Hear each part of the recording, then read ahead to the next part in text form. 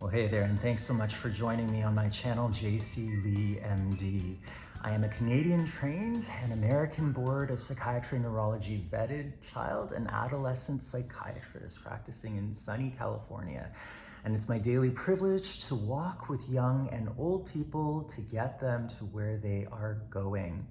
Well, today I'd really like to share a couple of tips about getting a good night's sleep. All of us really long for that restful, consolidated, efficient sleep, end-to-end, high quality that gives us that energy and that refreshing feeling in the morning. And there are a couple of things that we can actually actively employ to get that sleep pretty consistently. I mean, one of the best tips that I can give you is probably to hold that wake time as consistent as possible. Often the earlier your wake time, young people, I get it, you don't want to get up early, but the earlier your wake time in the morning, the earlier you're going to start to feel sleepified at night, and the easier it's going to be to get to bed, no matter what time you try to do that. And this is really based on a concept of sleep drive. That is to say, our sleep drive increases proportionally to the time that we've been awake. You can imagine the resident who's been on call for the last 14 hours is gonna have a very high sleep drive and is probably gonna fall asleep right away when she gets home from her shift. And so too, we want to maximize that sleep drive wherever possible. And so the best thing that you can do on the front end to maximize your sleep is really to set that morning wake time consistently as early as possible. And that consistency is really key. A lot of times people will tell me, well, you know, I get up between 6:30 and 7 to get on the 10 to get to work, and it's a daily chore. But on weekends, I like to sleep in. You know, that's my time.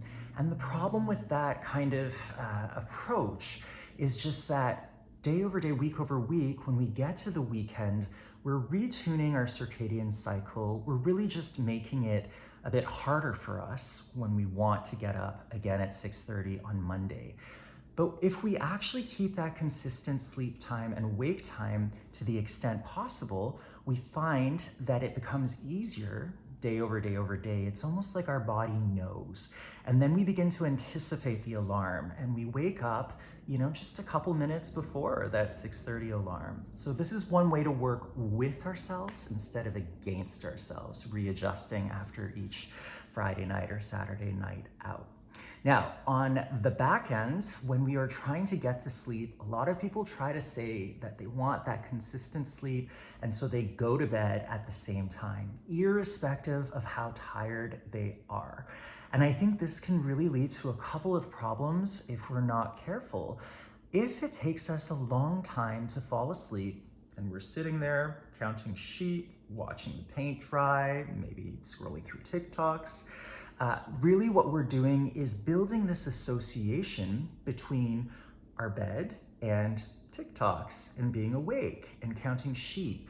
And really what we want is that association of the bed is a place where I can feel tired and relaxed and I can waft off to sleep in the most efficient way possible. And so one way to get that association built and to break those other associations is to limit our time in bed when we're awake. And that means even during the day, not studying, not answering emails, not laptop open, textbook by the side on the bed, really keeping the bed a place where you only sleep. Now, if you're trying to get to sleep and your head hits the pillow and you're not asleep in 10 minutes, the best thing you can do is not what grandma says, which is to lie still and count sheep, but to get up and go somewhere else. Remember, we want to break that context. Go to the kitchen, go to the living room, go to the bathroom, just anywhere outside of your bed and your bedroom. And when you're there, you can start to do any number of things. You could do crossword, you could do coloring, anything quiet, non-electronic. One of the best things that I like to do is just that deep breathing. In through the nose, down to my belly, out through my mouth, and an extended exhale. And as I do that in a paced way, my diaphragm is going to rise and fall, As the diaphragm descends on the inhale into my stomach, expanding my stomach like a balloon, it is actually pulling my lungs to their maximal capacity, bringing fresh oxygen in. The more oxygen exchange, the calmer I feel. As that diaphragm goes up and down, it's gonna massage the 10th cranial nerve, the vagus nerve, which one of my Gen Z patients, basically called the lost vagus nerve. Whatever floats your boat, if you can remember it, that is the wandering vagabond nerve that goes from the base of the skull to the heart, the lungs, the diaphragm, and the gut. And as the diaphragm goes up and down, it's gonna massage the vagus nerve and cause it to release acetylcholine, which is the actual neurotransmitter of the rest and digest nervous system. Those of us who experience depression and anxiety, it's our fight or flight nervous system that's always tuned up. We're looking for that threat, even when we're in our bed trying to get to sleep. And we can crank the volume on our rest or digest nervous system by using this kind of paced, controlled breathing in through the nose, filtering through our nostrils, out through the mouth in that paced way. Now, this can also be combined with a couple of other techniques, including progressive muscle relaxation. So as we inhale, we choose any set of muscles. On the inhale, we tense. And on the exhale, we release.